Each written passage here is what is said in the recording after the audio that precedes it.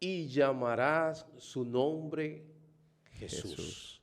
Ese es el tema que tenemos para el día de hoy. Estamos, ¿verdad?, citando la parte B ahí de esa declaración dada por el ángel en Mateo 1:21, y darás a luz un hijo y llamarás su nombre Jesús, porque él salvará a su pueblo de sus pecados. Ese es el tema que tenemos para el día de hoy, día de Navidad, Carlos. Así es, así. Feliz como cada lunes, Arturo, compartiendo con nuestra audiencia. Y un día hoy sumamente especial porque todos estos programas que hemos dado Sí. todo este mes culminan con el gran nacimiento que celebramos hoy. Exactamente, el nacimiento de nuestro Señor Jesucristo, que hizo entrada, me gusta decir la entrada que hiciera a la tierra a través de la Virgen, a través de María, y lo hizo de una manera humana, ¿verdad? Cubriendo toda su gloria en esa humanidad con un propósito que era de morir. Ese es el propósito, que nació para morir, eso Así sería, es. ¿verdad?, la razón primaria, y es una pregunta que todo el mundo debe hacerse, Carlos.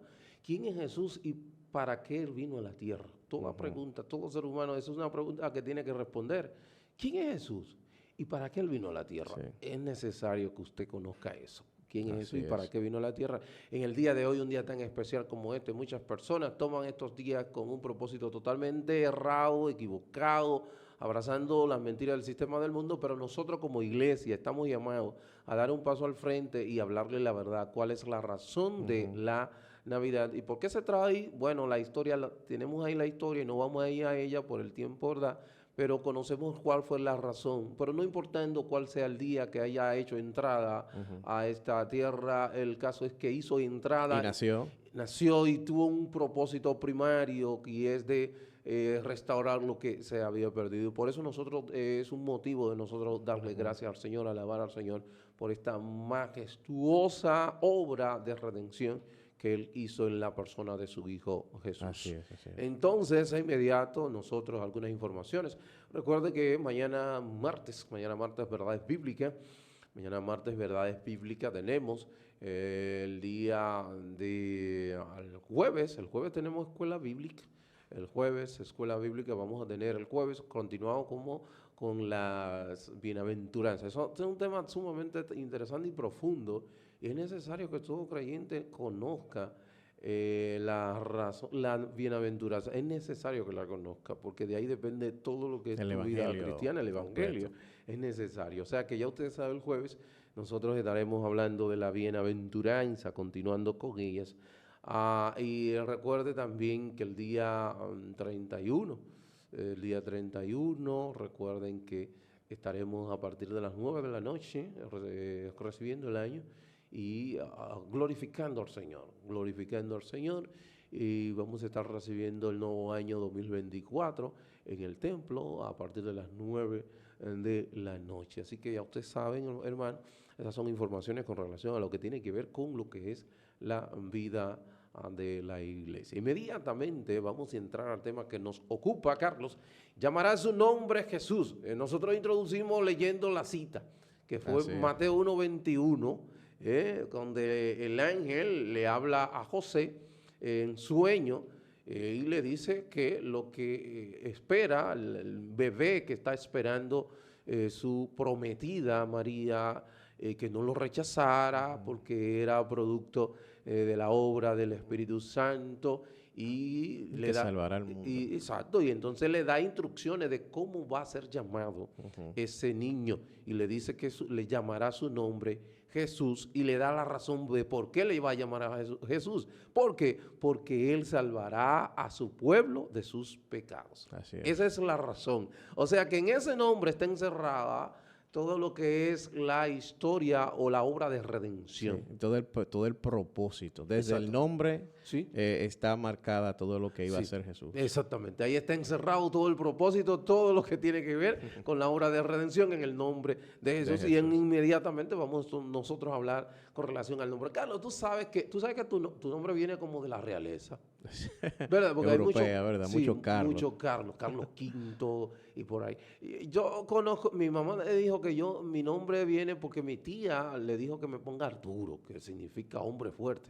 Yo me di Y cuenta después. también hubo un rey Arturo de la Rey mitología Arturo, inglesa. ciertamente, ciertamente. Ejemplo, yo le puse a Vladimir el nombre por un pelotero, el pelotero que me Es decir, que favorece. siempre tiene un significado Sí, sí. detrás, ¿verdad? Y el nombre Vladimir significa dueño del mundo, pero la razón por que yo le puse el nombre fue por el pelotero Vladimir Guerrero, right field de los Expos de Montreal. Y el segundo nombre lo puso mi esposa, que es Isaac, que significa Dios me hizo rey, y una condición que ella tenía, que no había mucha probabilidad de que ella pudiera quedar embarazada, pero sí quedó embarazada, y no una, sino en varias ocasiones. Entonces, ella le dijo, vamos a ponerle Isaac también. Entonces, Vladimir Isaac. Es importante para una persona el tema del nombre. No es Sí. algo que pasa desapercibido. No, no. Luego se vuelve vano, pero en un inicio Era tiene algo trascendental, cierto, algo de mucha importancia. mucha importancia. Siempre Sí. los judíos tenían esa costumbre. Aquí nosotros no tenemos esa. De hecho, por eso estoy mirando, Carlos, y antes se le daba gran valor al nombre. Y hoy día, ¿tú sabes que a mí no me gusta cuando le ponen, ejemplo, el nombre de una persona a un perro? No me cuadra. Y yo no sé si eso Sí, es sí, una sí. intencionalidad marcada en esas mentes, ¿verdad? Bien amuebladas, que tienen un propósito totalmente contrario a los propósitos cristianos. Pero yo a veces digo, es que no puede ser, es que Sí, no me sí. cuadra eso. Pero nada, ese no es el tema. El tema es llamar a su nombre Jesús. Y nosotros hablábamos y decíamos que Jesús, bueno, decíamos fuera del aire, yo te decía que Jesús, el nombre de Jesús es el equivalente en griego del hebreo Josué, que significa, y si nos vamos a Josué, tú conoces la historia, detrás hay una carga histórica de este líder histórico que sucede o sustituye a Moisés, y es el quien introduce al pueblo de Israel luego de haber sido libre de la esclavitud de los egipcios. Entonces lo introduce a la tierra prometida, a Canaán, es el que tiene la tarea de introducirlo. Entonces el nombre, entonces cuando hablamos de hebreo, Jesús en hebreo, es Josué, que viene también de Yehoshua, que significa Dios salva. O sea, entiéndase. Que hay toda una conexión. Toda una conexión. Y toda una tú sabes, conexión. Arturo, que nosotros, la religión que profesamos se llama cristianismo. Cierto. Cristo, y por eso mucha gente conoce a Jesús como Jesucristo o el Cristo. Que significa Mesías. Exactamente. En griego. Y este término se le agregó a Jesús porque se llegó a pensar o se llegó a predicar en muchas otras partes de Asia como que Jesús era un profeta más cuando comenzó a tomar fuerza Ya. otras religiones, como el profeta Mahoma, Ya. como de otras religiones. Entonces, los romanos, vamos a decir, todo el esquema medieval que controlaba la iglesia de ese momento, decidieron buscar una palabra de hebrea que refiriera a ese que venía. Entonces era Mesías. Entonces al traducir Mesías fue Cristo. Es decir, para que no me llamaran seguidor de Jesús, no, seguidor de Cristo del que ustedes profetizaron, Sí. es que nosotros seguimos. Cierto, porque Cristo sería en español, que sería Exactamente. Mesías Y Cristo entonces en italiano, en latín, que fue como se puso la primera vez. Ok, por eso Jesucristo. Jesucristo, sí. Jesús, Ese el compu- Cristo, ese. para que no piense que somos seguidores de un hombre, No. sino es de aquel que se prometió. Que Jesús es el Mesías. Exactamente. Eso es lo que está diciendo. Jesús Exactamente. es el Mesías, prácticamente. Exactamente. Entonces esa es la idea. Entonces cuando hablamos de esto, entonces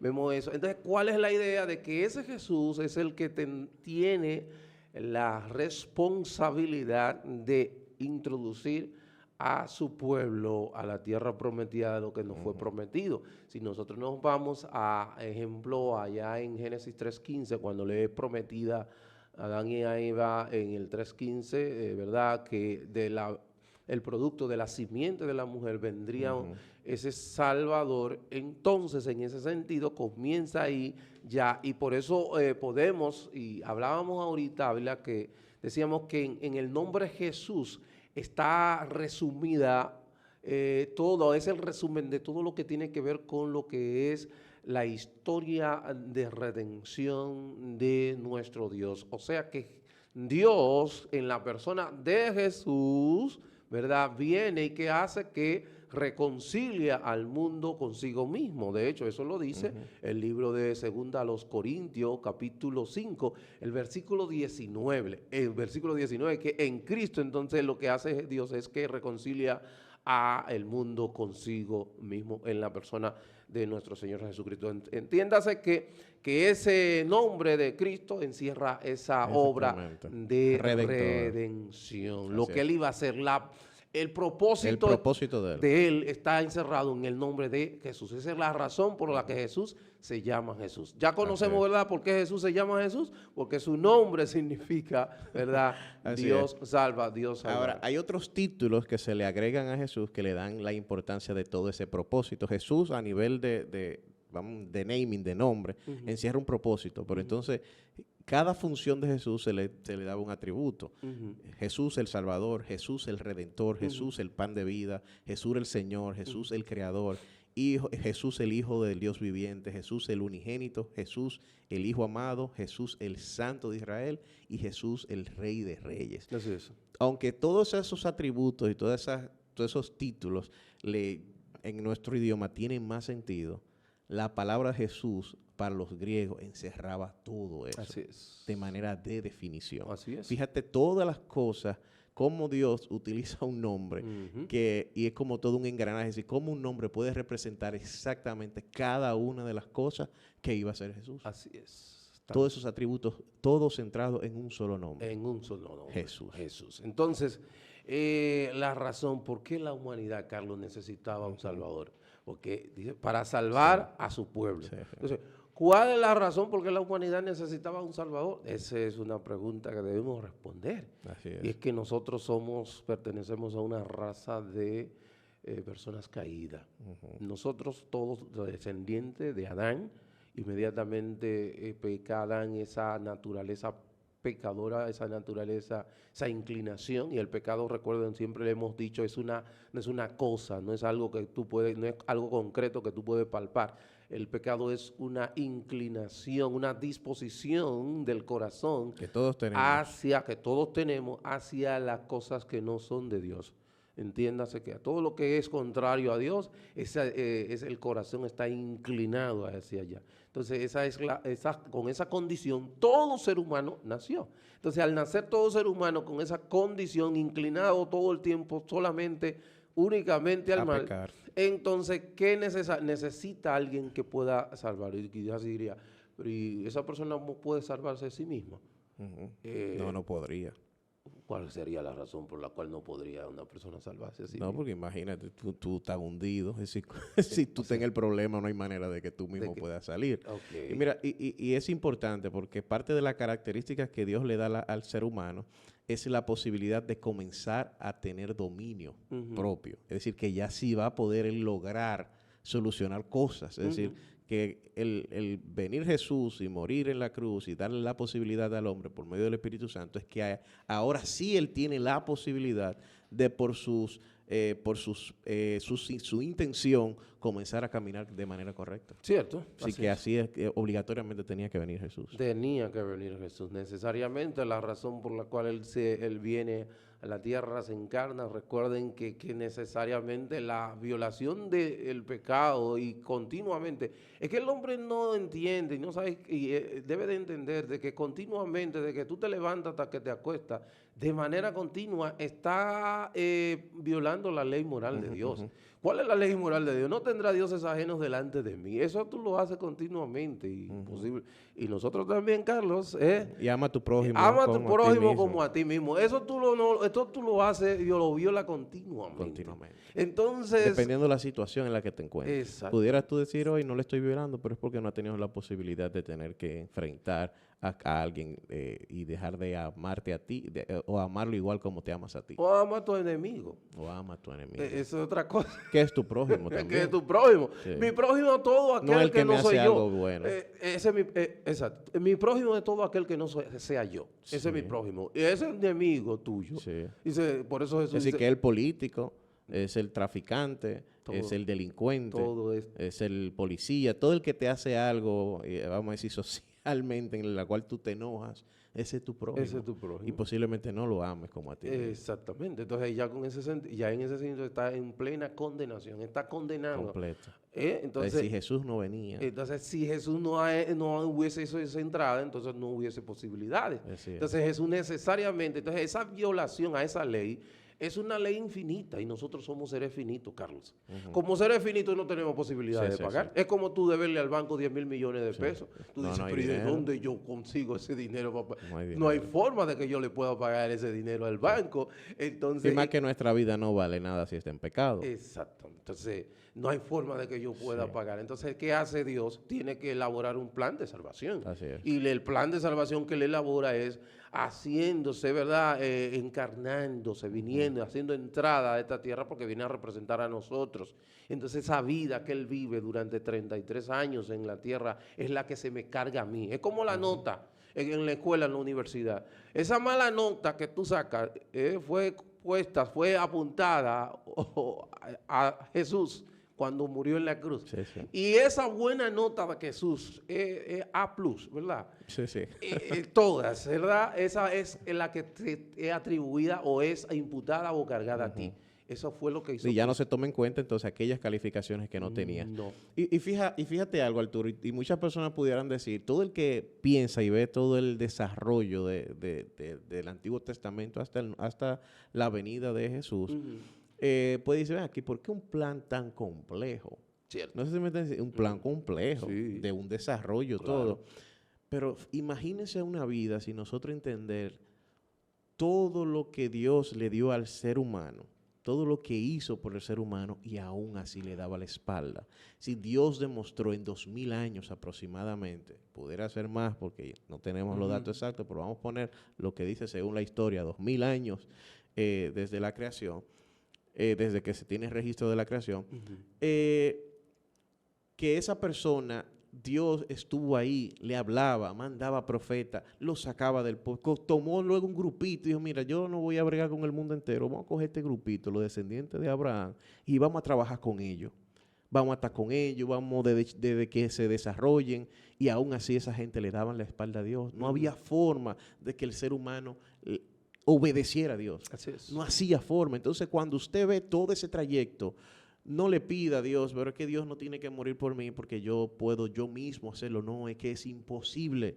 La historia te demuestra que no hay forma, no existe milagro, no existe nada que Dios pueda hacer que no sea dar su hijo para morir por ti. Así, supongamos, Ávila, que en este momento hay una persona que haya tomado la determinación de arrepentirse y no pecar más. Sí. Es algo imposible, pero vamos a abrazar la idea de muchos y de no pecar más. Entonces, ¿qué hacemos con los pecados que anteriormente tú cometiste? Exactamente.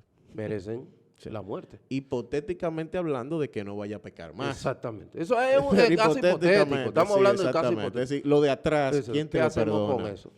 Tiene que haber, alguien tuvo que haberlo pagado. Sí, sí. Y tú no lo puedes hacer. Y la paga del pecado es muerte. Entonces, ¿quién es que toma ese lugar? Es Jesús. Exactamente. Y por eso muere. Pero entonces, porque hace Dios dice, es que Dios no puede morir. Entonces, ¿qué tiene que hacer Dios? Hacerse hombre. Exactamente. Y venir y morir. Sí, y a representar a un hombre. Entonces, cuando Él muere, entonces Él no solamente me libra de la culpa del pecado. Me libra de la culpa del pecado, ya no tengo condenación, ya no tengo cuenta pendiente.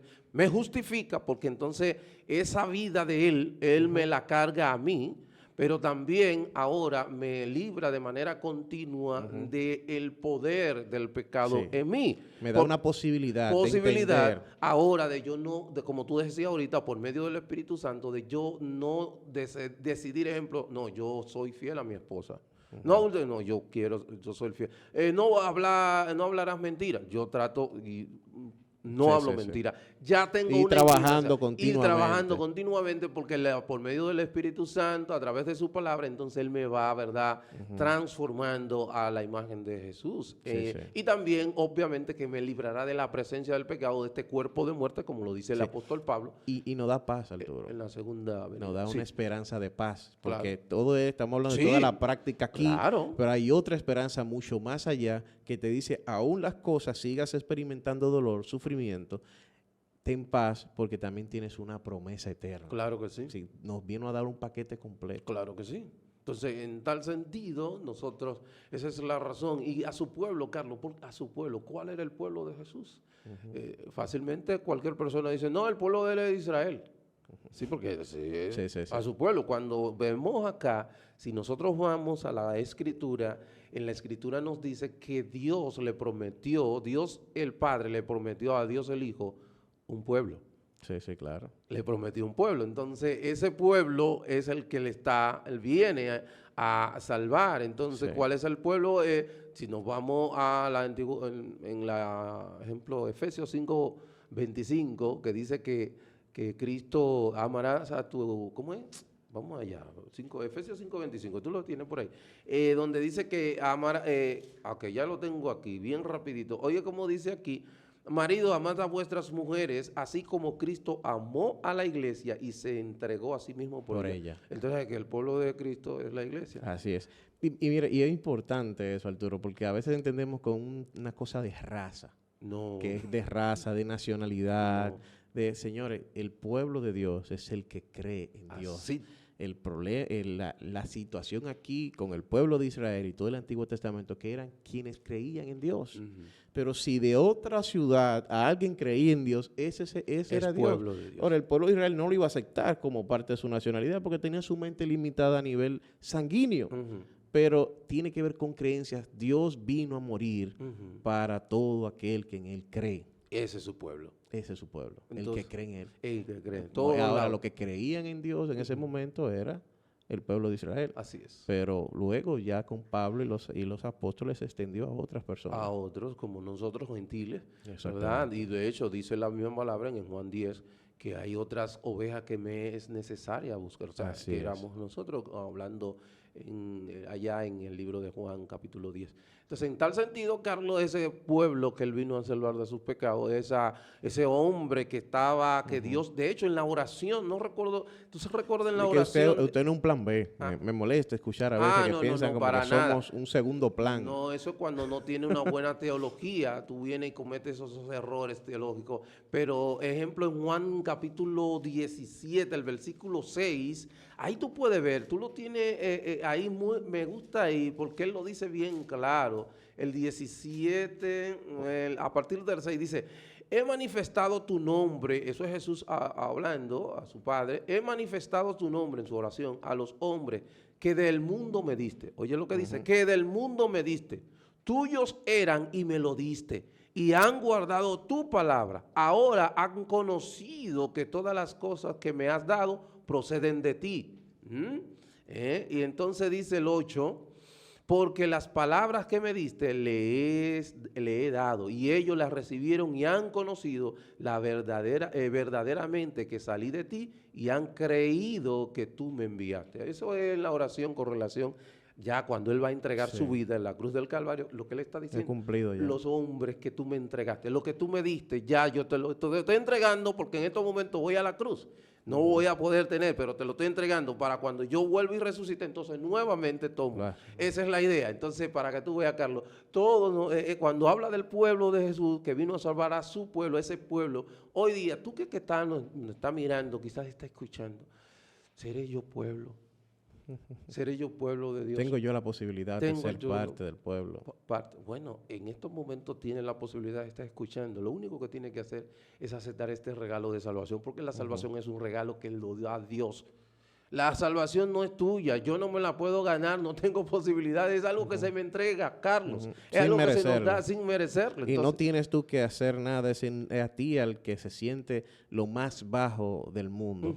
Por ti también murió Exactamente. Cristo. Entonces ahora que tú que escuchas, lo único que tienes que hacer es venir en arrepentimiento y fe delante del Señor, pedirle que perdone tus pecados y comenzar a congregarte y a trabajar y comenzar a escudriñar las palabras para que puedas conocer más de este Señor, de este Jesús, que en ese nombre Jesús encierra toda la historia de redención, todo su plan redentor que Él logró ¿verdad? Cuando muere en la cruz del Calvario y resucita al tercer día. Carlos, Así último, es. ¿alguna palabra? No, invitando a todas las personas en familia, hablen de Jesús. Esta es una excelente fecha para reconocer quién murió por nosotros y nos da la oportunidad de ser salvos. Claro que sí. Ya no tenemos más tiempo. Mañana martes, los caballeros con un tema tan interesante como este. Dios bendiga, Dios le guarde.